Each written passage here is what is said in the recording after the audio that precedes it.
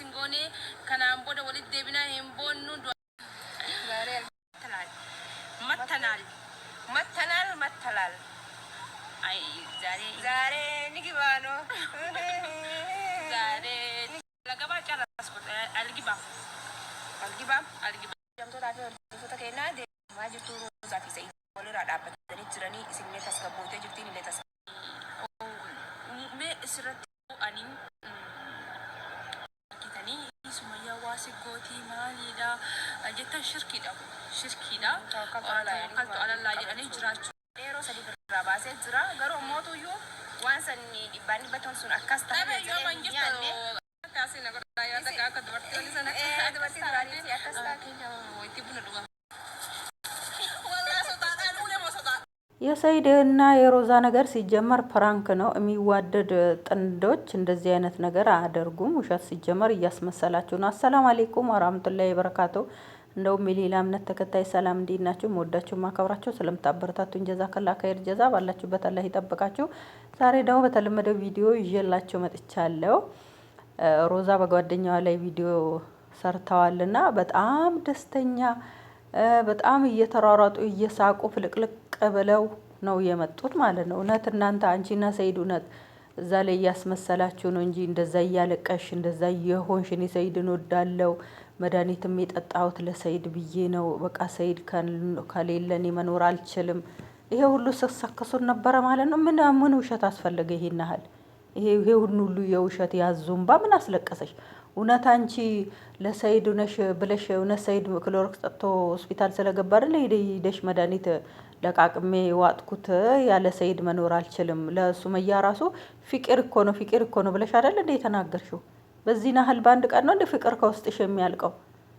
ለምን ተሰክሱናላችሁ? ለምን ትዋሻላችሁ? ቤተሰብ እንደተነገረው ቀን እንደተቆረጠ ሰርጉ ሁሉ ነገሩ እንዳለቀ ነው ያወራችሁት። ቬሎ ድረስ መርጣችሁ ጃይዝ ሁሉ ነገር ጃይዙ ነው። ይሄ ሁሉ ታዲያ ውሸት ነው? ፍቅር እኮ ማለት ዝም ብሎ አንዱ ጉርሻ እንጀራ አንስቶ እንደመዋጥ እኮ አይደለም። በጣም ከባድ እኮ ነው።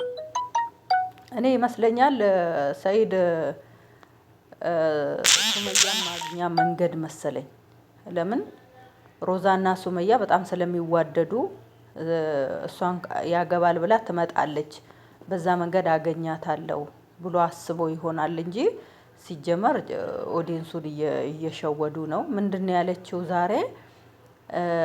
አንደኛ ትዳር ማለት ቤተሰባችሁን ሰው ሲወድ ቤተሰባችሁን፣ ጓደኞቻችሁን ወዘተ ባል ማለት ሲወድ ነው።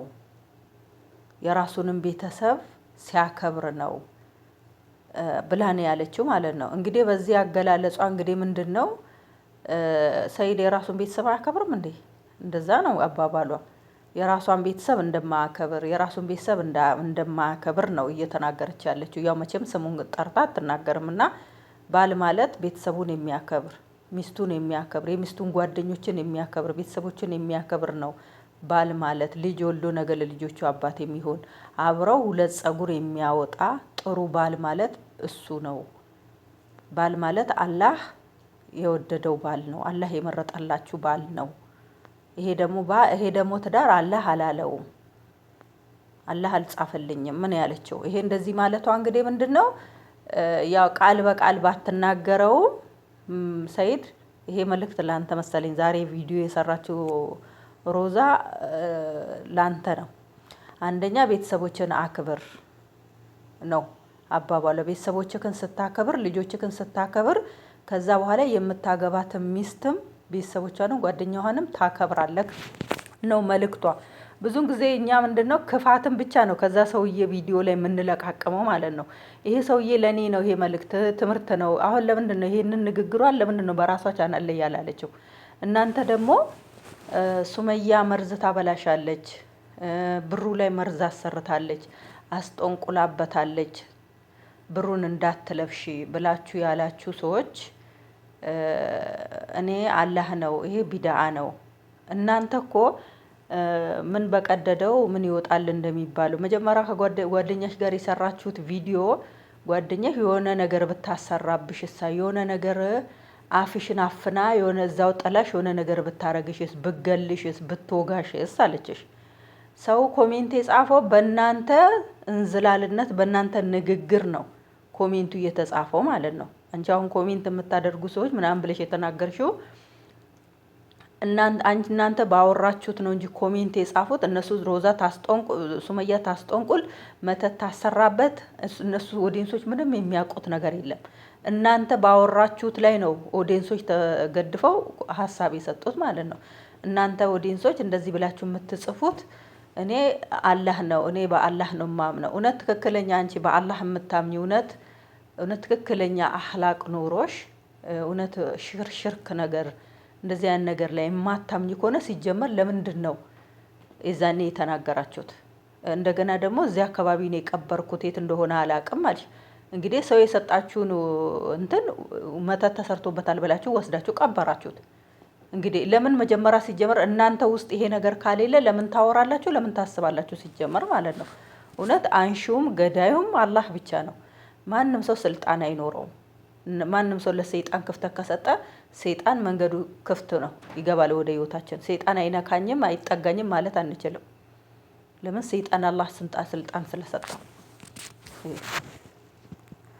እና በጣም ነው የሚደብረው።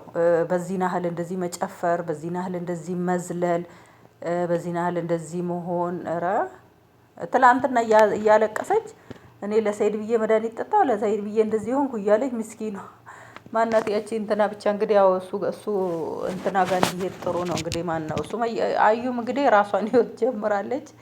እንግዲህ ሰይድዬ ያለ አማራጭ እንግዲህ ያው ወደ ሱመያ ዳዴ እያልክ መሄድ ነው እንግዲህ። ነገሮቹም እየተሳኩልክ አይደለም። ቢያንስ እኔ አንተም ብሆን ማለት ነው እኔ አንተም ብሆን እናት ካለችክ በእናትክ ቢያንስ ሱመያ እናትክን ብልክባት ቢያንስ እንደዛ ነው የሚሻለው። እንደገና ደግሞ ያ ያጎትክ ልጅ እሱ ጋር ፒስ ብትሆን ነገሮቹ ይፈታሉ። አንተ ሱመያን የምታገኝበት መንገድ አትሄድም። ሱመያን የምታቆስልበትና የባሰ እንድትርቅክ የምታረግበት መንገድ ብቻ ነው የምታበዛው ማለት ነው። ሱመያን እኮ ቀለል ባለ መንገድ ማግኘት ትችላለክ። ይሄ ሚዲያ የሚባለው የተረገመ ነገር እያለ የሰው ህይወት ተቃንቶ አይኖርም እንጂ አንተ ያ ያጎትክ ልጅ እሱ ጋር ፒስ ብትሆን ነገሮችን እሱ ጋር ብታስተካከል እሱ ራሱ ነገሮችን አመቻችቶ